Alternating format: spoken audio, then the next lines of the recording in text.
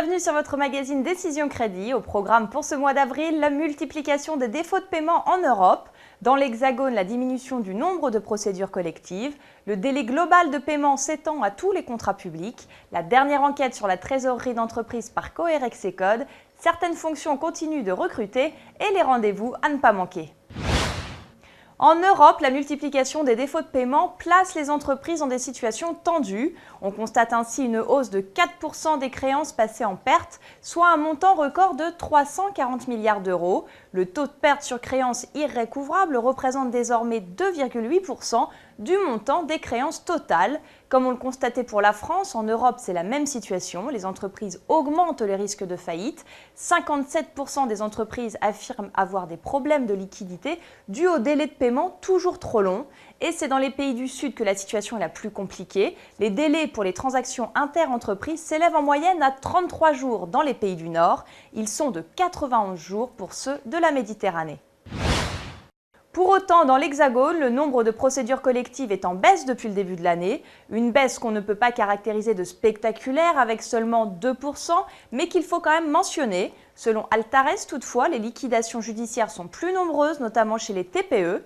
Ainsi, plus de 11 000 procédures collectives ont été ouvertes depuis le début de 2013 et 7 659 jugements de liquidation judiciaire directe ont été prononcés contre 7 663 sur les 2 premiers mois de 2012.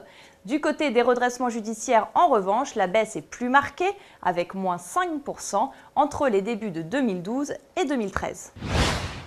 Dès le 1er mai prochain, un délai global de paiement s'appliquera à l'ensemble des contrats publics. Ce décret relatif à la lutte contre les retards de paiement dans les contrats de la commande publique, publié au JO le 31 mars 2013, porte diverses dispositions d'adaptation de la législation au droit de l'Union européenne en matière économique et financière.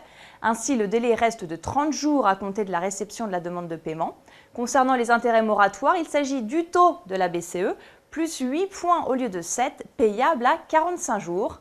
Enfin, l'indemnité forfaitaire pour frais de recouvrement s'élève à 40 €, payable à 45 jours.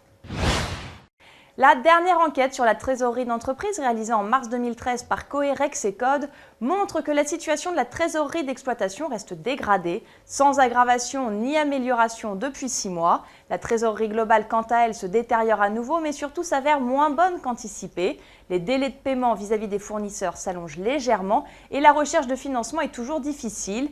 49% des trésoriers concernés jugent négative l'influence du taux de change euro-dollar sur la trésorerie. Ils sont 32,2% depuis décembre dernier à avoir l'intention de mettre en place des lignes de crédit de précaution. Malgré la situation économique critique que nous connaissons aujourd'hui, certaines fonctions recrutent et semblent ne pas connaître la crise.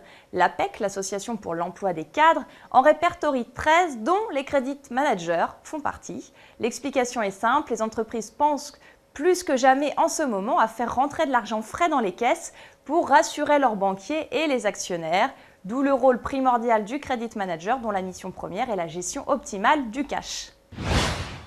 Du côté des rendez-vous, sachez que le congrès européen des credit managers se tiendra les 16 et 17 mai prochains, organisé par la FECMA, la Fédération européenne des associations des credit managers, à Budapest. Ce congrès propose d'échanger sur les meilleures pratiques par le biais de conférences et ateliers. Pour vous inscrire, une adresse, celle qui s'affiche en bas de votre écran. Mardi 14 mai 2013 à 16h30, la commission réglementation produits dérivés organise une rencontre professionnelle sur l'EMIR, ses aspects pratiques et sa mise en œuvre. Rappelons que l'EMIR est le règlement européen sur les infrastructures de marché et les dérivés OTC qui a été publié fin juillet 2012 et qui sera au programme du G20. Rendez-vous au 54 rue Lafitte dans le 9e arrondissement de Paris. Le 11 juin à Marseille, sur le site du Palais du Pharo, ne manquez pas le forum Finopsis, organisé à l'occasion de Marseille-Provence 2013.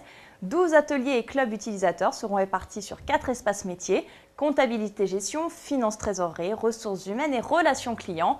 Inscription à l'adresse qui s'affiche sur votre écran. Merci de nous avoir suivis et à bientôt.